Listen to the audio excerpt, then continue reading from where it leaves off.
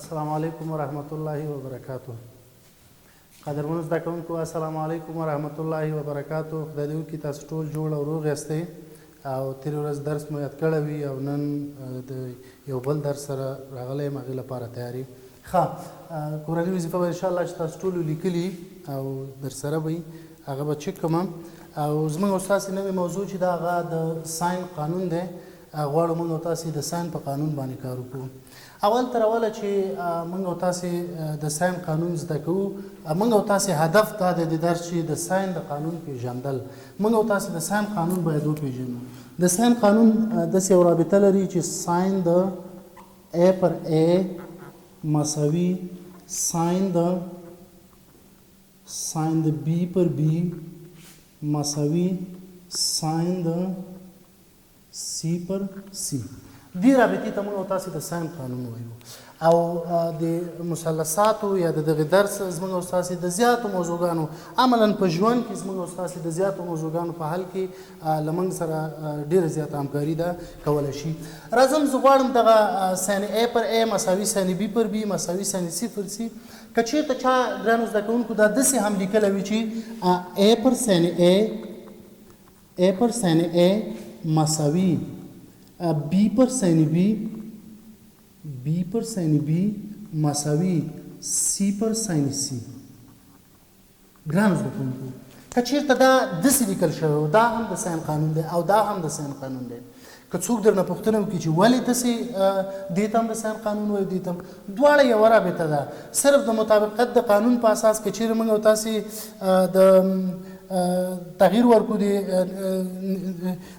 په تناسب کې نسبتونو ته موږ او تاسې تغییر ورکو نو موږ او تاسې په تناسب کې هېڅ ډول بدلون یا تغییر څنګه کېږي نه راځي. اوس راځم ګرانو زده کوونکو غواړم دغه رابطه زه تاسو ته څنګه کومه ثبوت یې کومه درته کومه رابطه دا رابطه چې A په ساین A مساوي B په ساین B مساوي C په ساین د C. غواړم د دې رابطې تاسو ته زه څه وکړم ګرانو زده کوونکو ثبوت درته وکړم. موږ او تاسې کولی شو دا په منفرجه زاویه مثلث کې هم ثبوت کړو خو اول موږ او تاسې غواړو دا په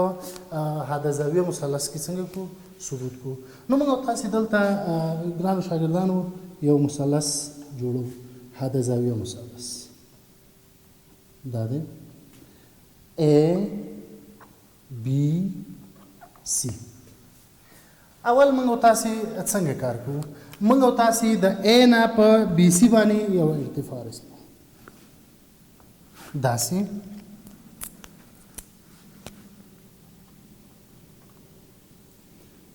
دې ته موږ او تاسې H یو وایو. دې ته مخامخ زوله AB ده موږ او تاسې په کوچني C دې B زاویې ته مخامخ زوله AC ده موږ او تاسې په B او A ته مخامخ چې ده هغه A ده وبخئ A کوچنی A ده. ښه ګرانو زده کوونکو دلته اوس موږ او تاسې دوه مثلثونه په نظر کې نیسو یو دوه قایمه زاویه مثلثونه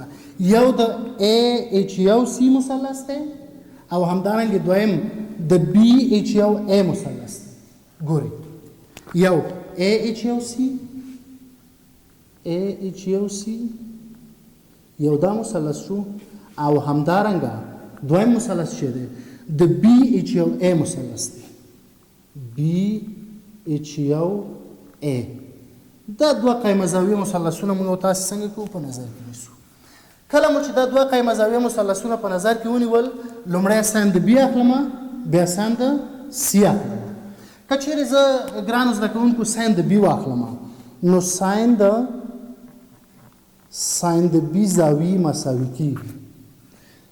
ګرانو شاګردانو تاسو ساین د B پیژنئ. ساین د B مقابله پر وتر ساین په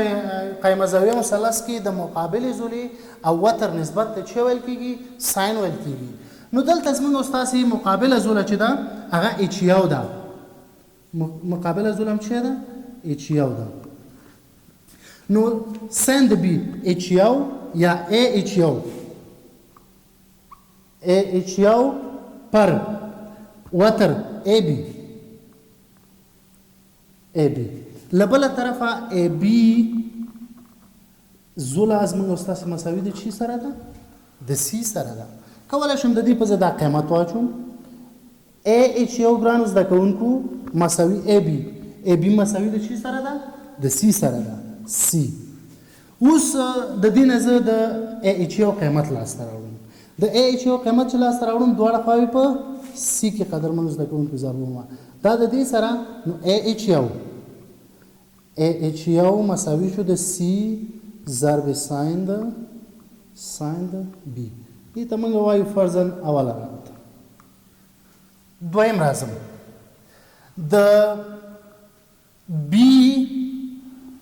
د بی د ای ایچ یو سی مثلث ده د ای ایچ یو سی مثلث کې ساین د سی اخلم اوس د ای ایچ یو سی د بی ایچ یو سی وبخښئ د ای ایچ یو سی په مثلث کې چې کومه ساین د سی اخلم نو ساین د سی د دې زاویې مقابله چه ده ای ایچ یو پر وتر ای سی وتر چه ده ګرانو زده کوونکو ای سی اوس راځو دا مساوي کېږي ای ایچ یو پر ای سی مساوي د چی سره ده بی سره دلته درته لیکم ګرانو زده کوونکو ای سی مساوي ده د بی سره نو د ای سی په ځای خپل قیمت لیکم بی د مساوات دواړه خواوې په چی کې ضربوم په بی کې ضربوم ګرانو زده کوونکو کله مې چې د مساوات دواړه خواوې په بی کې ضرب کړي دا بی د دې بی سره اختصاریږي پاتې شو ای ایچ یو مساوي شو د بی ضرب ساین د سی سره دا فرضاً موږ او تاسو سره دویم رابطه شو ګرانو زده کوونکو څرنګه چې ای ایچ یو مساوي د سی سین بی سره دی او همدارنګه ای ایچ یو مساوي د بی سین سی سره دی نو اوله او دوهمه رابطه سره مساوي کوو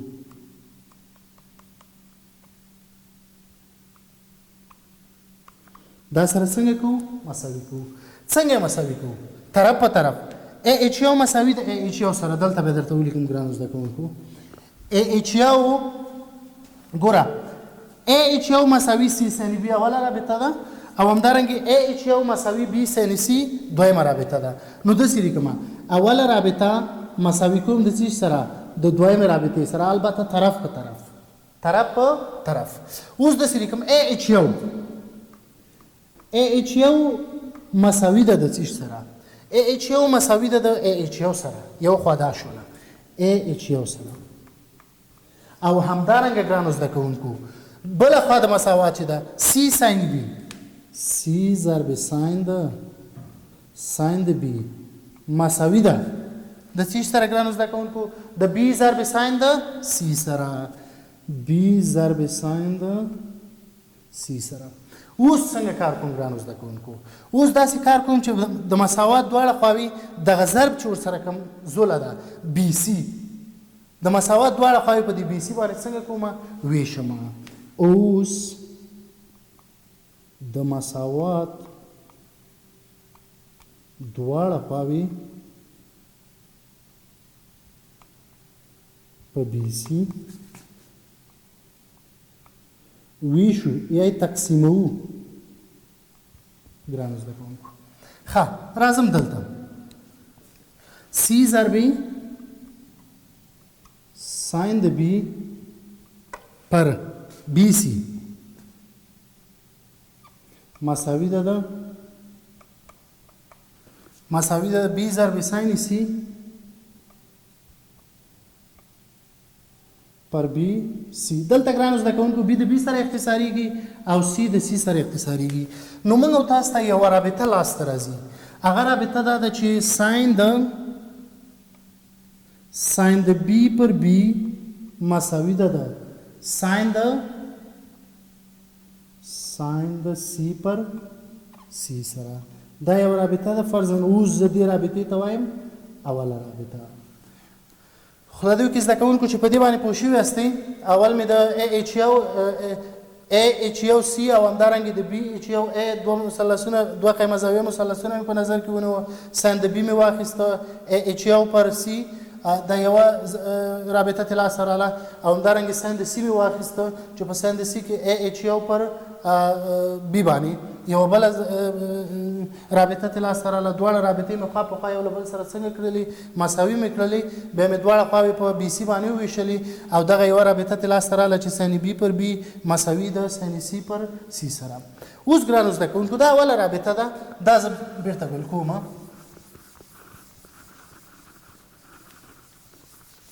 راځم اوس دوه نور مثلثونه زه په نظر کې نیسم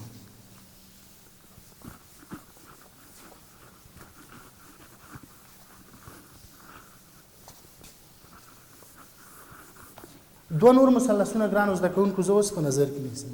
اوس غواړم د بي د زولې نه په AC باندې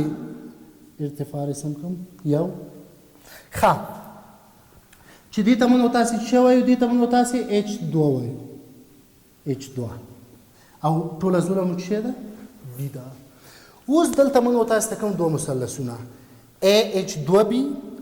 یو مثلث قیمه زاویه مثلث دی البته د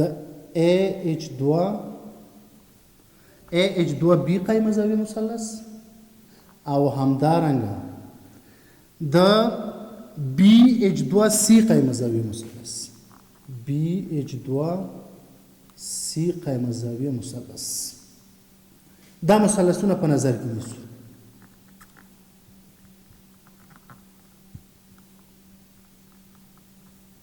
ګرانو زده کوونکو دا دوه مثلثونه زه اوس په نظر کې نیسم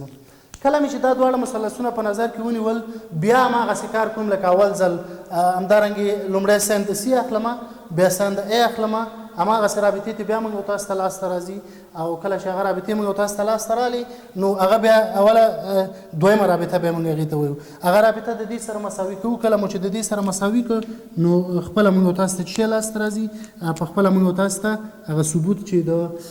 ساین قانون دی هغه موږ تاسو ته لاسته راځي ښه راځم اول ساین د C اخلم ګرانو زده کوونکو ساین د C زاویې ساین د C زاویې مساوي شدون مقابله زوله څه ده دلته موږ سره BH2